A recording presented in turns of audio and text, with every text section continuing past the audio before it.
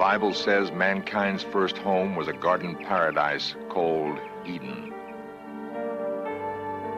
God created Adam and Eve to tend the garden. He warned them never to eat from the tree of knowledge. One day, a serpent hissed a jealous message to Eve. If you eat the forbidden fruit, you will become as wise as your Creator.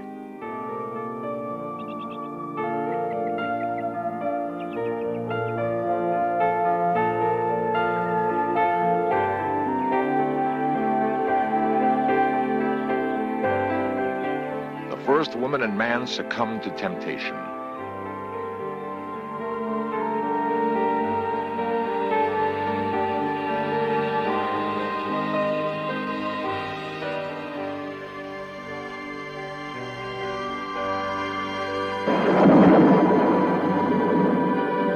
God feared his creations would next eat from the tree of life. He cast Adam and Eve from the garden and gave mankind a legacy of earthly toil. There's another legacy, a longing to rediscover the place where it all began.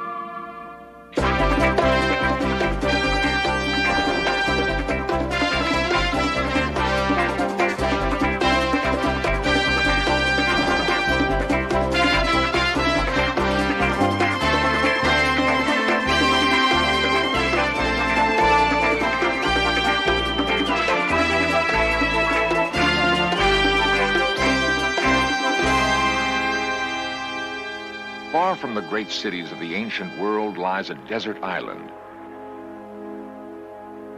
In the remote interior of the island, only sparse brush grows, and a great solitary tree. No water flows here, but the tree has existed as long as anyone remembers. The people who live on the island say it is the tree of life.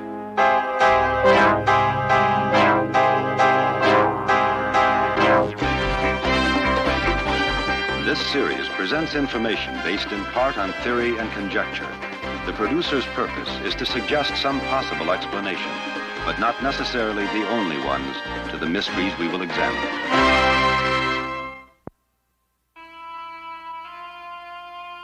The dawn of civilization is thought to have occurred in that part of the world we now call the Middle East. The Great Pyramids of Egypt have endured nearly 5,000 years. In the epic journey of mankind, however, they are relatively recent milestones. The builders of the pyramids grappled with the same question that puzzles modern men. Where did it all begin? One answer lies in the Judeo-Christian tradition of an earthly paradise that existed somewhere in the Middle East. Biblical scholars have devoted lifetimes to interpreting the section of Genesis which describes the location of Eden. A passage in the Old Testament states that Eden was watered by a stream which rose out of the garden and branched out into 4 rivers: the Tigris, Euphrates, Pishon, and Gihon. The Tigris and Euphrates are familiar enough. But what are the Pishon and Gihon? Where are they in the modern world? The great river of Egypt is the Nile, thought by some to be the Gihon of Genesis. There would be no city of Cairo without the Nile, only desert. To the ancients, the river was a god. All their great monuments and temples were built near its banks.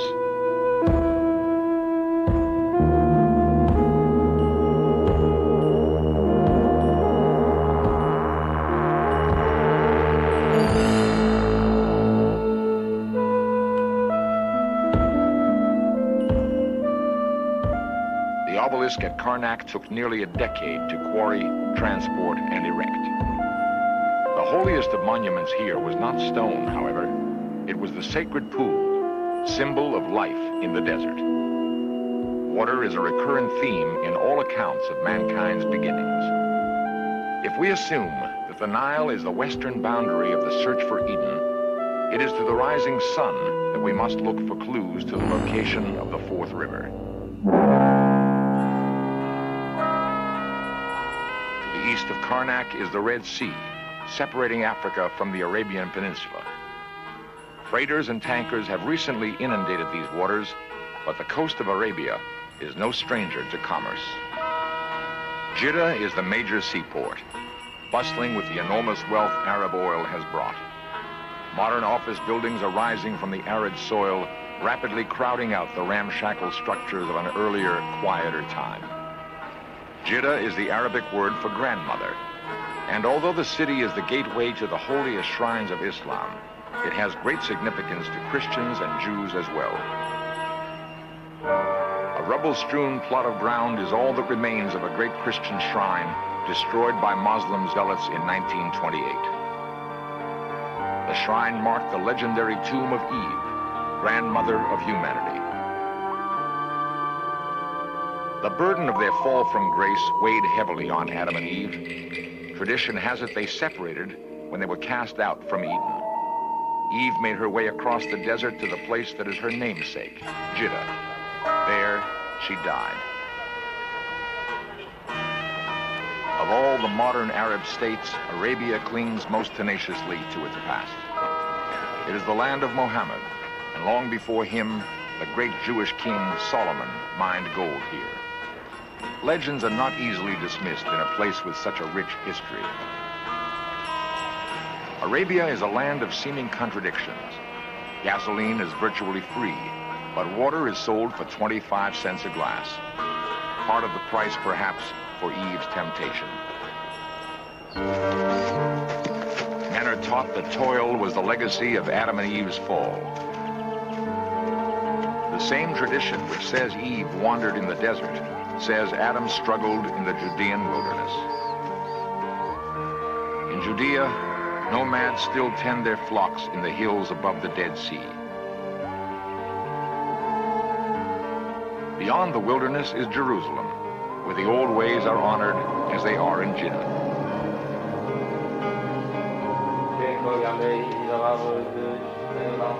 Pious Jews chant prayers at a wall built 2,000 years ago by Herod. Near this sacred and ancient place, Adam is said to have emerged from the wilderness. A beautiful mosque stands above Herod's wall. It is among the most sacred shrines of the Muslim faith. The delicate Arabic script inlaid in tile is from the Quran. It tells of Muhammad's struggle to return mankind to the purity Eden represents to all faiths. The great dome of the mosque vaults an ancient place with immense religious significance. On an ancient rock, Abraham is said to have offered to sacrifice his son. Muhammad is believed to have stepped from the rock into heaven. It is also the place, one tradition says, where Adam returned to die. The persistent question remains, where is the fourth river mentioned in Genesis? The traditional resting places of Adam and Eve are east of the Nile. East of Jeddah and Jerusalem are the Tigris and Euphrates rivers. In the second millennium before Christ, that part of the world watered by the two rivers was ruled by the Assyrians. They were searching for paradise too, and may have found it in the great gulf where the Tigris and Euphrates empty. I am Ashurbanipal, king of the Assyrians. My legions are the most powerful on earth. From Mesopotamia, we strike west into Egypt and south into the Gulf of Araby. There's great wealth in the Gulf, wealth to feed my armies. But there's more. Stories of a place called Dilmun. It's said that no one dies there, and the natives pluck pearls from the ocean like dates from a palm. If there is such a place, it shall be mine. Into the Gulf, Ashurbanipal sent advance elements of his army. The scouts returned with incredible reports. It seemed there was a land called Dilmun. The inhabitants did pluck pearls from the ocean like dates from a palm. Flowers bloomed, scenting the air with their perfume. The date palms were heavy with fruit. Ashurbanipal's men had never seen such abundance. Everywhere there was greenery, lush and inviting. On a Dilmun seal, a tree flanked by two mysterious figures. The record of Ashurbanipal's expedition gives us one of the earliest indications that Adam and Eve's garden might have existed, might still exist. Thus, the key to finding Eden and the fourth river of Genesis may lie in finding Dilmun, somewhere in the Persian Gulf.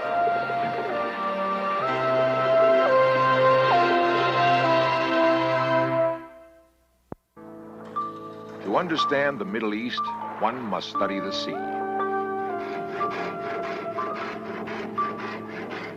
Long before the ancient Phoenicians were probing the Mediterranean from their harbors in modern-day Lebanon, the great ocean gulf separating Arabia from Persia was already alive with commerce. The same tools and techniques that built ancient sailing ships are still in use today.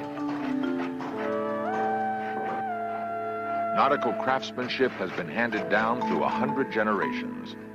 With little more than a saw and their memories, these men build the sturdy boats that sail the Gulf. From Arabia in the west come ships laden with date wine and spun cotton. From Persian cities in the east, ships return with exotic vegetables and spices from India.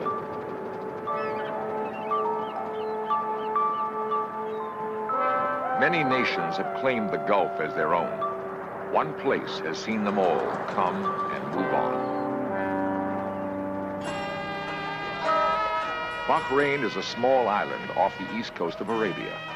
Its people have enjoyed an influence far beyond their numbers or the size of their homeland. Through Bahrain's seaport at Manama City flows the wealth of the Gulf.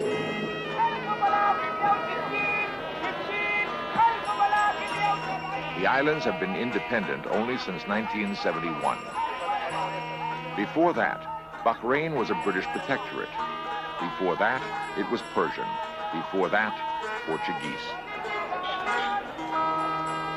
Many nations have ruled Bahrain, but she has always retained an exotic individuality. Perhaps nowhere else in the Arab world is there a stronger work ethic.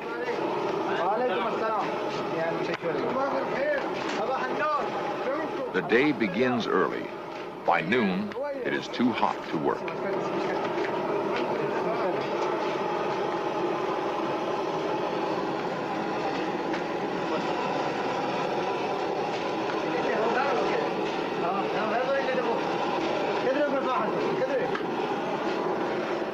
Breakfast may be fresh Arab bread.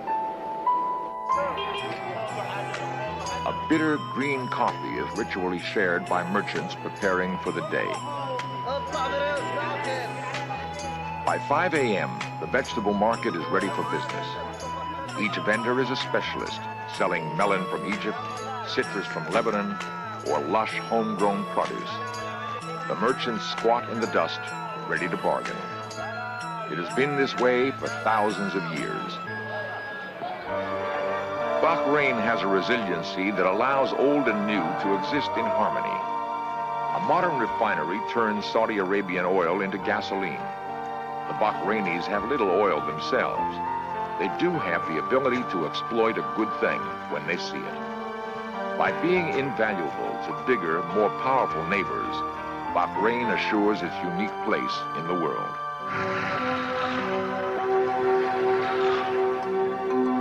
The pulse of the Gulf may well be the rush of oil through pipelines, but oil plays no part in Genesis. Water is the fluid of Eden, nectar of the desert.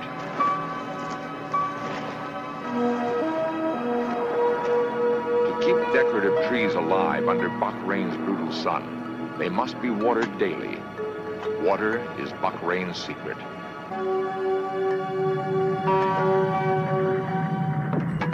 The potter's kiln is built into a huge rock mound that may tell much about Bahrain's special relationship with water. There are dozens of the large mounds on the island. Archaeologist P.B. Cornwall was the first to recognize their significance. In 1940, he dug into one of the mounds and discovered that it was a tomb, probably a royal tomb. and probably older than the Great Pyramid at Giza. 5,000 years older than the modern graveyard at its base. There are perhaps 50,000 smaller mounds on the island, most of them long since looted.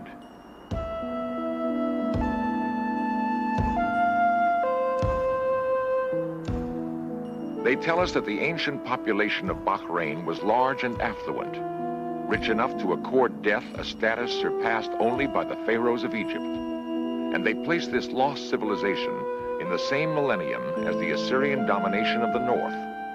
When King Ashurbanipal sent his men to find Dilmun, they returned with reports of a civilization that defied death. Near an oasis is the ghost of a much later military expedition. In the 16th century, the Portuguese invaded Bahrain and built a fort to protect their trade route to the Far East. Without realizing it, the invaders were building on the ruins of a civilization that had dominated the same trade routes long before their Portuguese ancestors had ever put to sea. The first major excavation of the site was begun in 1953 by Professor Geoffrey Bibby. It revealed a sophisticated dwelling, complete with what appears to be an altar. More intriguing was the discovery of a limestone basin, which probably held fresh water. The reservoir fed into a walled channel built 20 feet below the surface of the ground, clearly an advanced irrigation system.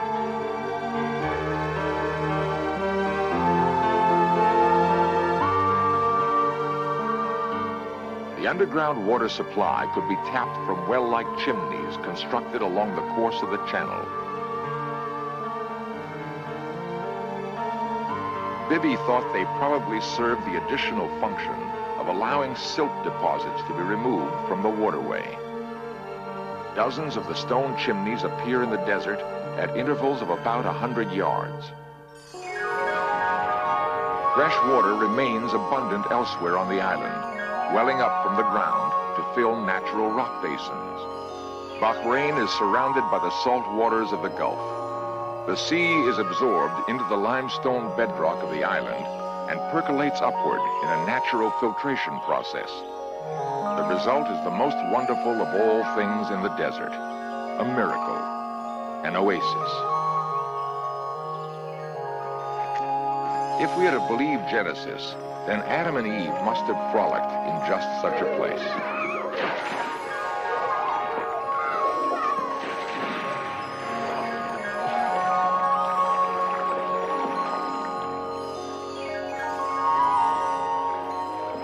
Perhaps we have found the fourth river, which the Bible says takes us to Eden.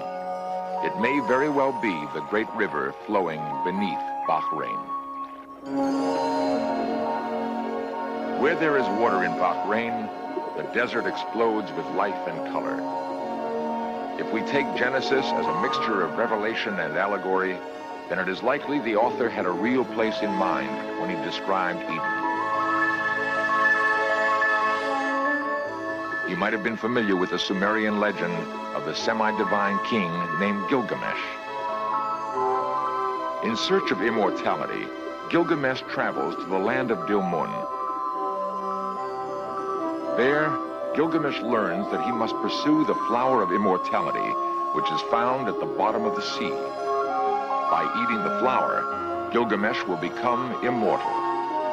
The story doesn't end happily. A serpent appears, steals the flower, and eats it. Man's old adversary once again robs him of everlasting life. The biblical similarities are obvious. There is more, however. The flower of immortality at the bottom of the sea could be a figure of speech for the pearls Bahrain is famous for. The ancient inhabitants of Bahrain had a peculiar custom. In their burial mounds, they placed a basket. Inside the basket, they placed a snake and a symbolic pearl. On Bahrain, as in Genesis, the garden gives way to desert. Few creatures willingly leave the oasis to take their chances in the wilderness just beyond the last blade of grass. Adam and Eve had a choice. They chose knowledge instead of life and were cast out. Mankind's prospects seemed bleak as the interior of Bahrain. If there's a single lesson to be learned from the great faiths, however, perhaps it is hope. The tree of life may not be lost forever. In one last astonishing parallel to the biblical Eden, we find a great tree growing in the Bahrain waste. It seems to thrive where nothing else can. Its shade beckons across the sun-hazed desert floor.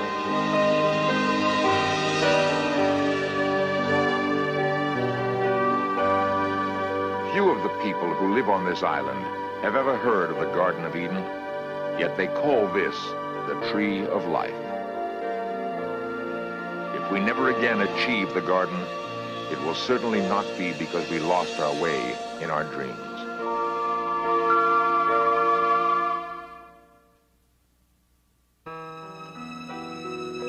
There is intense curiosity among a handful of scholars and scientists who know that the real story of Bahrain hasn't been told. Money for archaeological work is always scarce, and what there is of it is more likely to be spent on glamour digs in Egypt. Those who work here do so out of deep commitment. Piecing together a lost civilization is not as easy as piecing together a pot. Time may be running out. Saudi Arabia plans to build a causeway from the mainland to Bahrain. It will cut through thousands of Dilmun burial mounds. It would be tragic to lose the Garden of Eden a second time.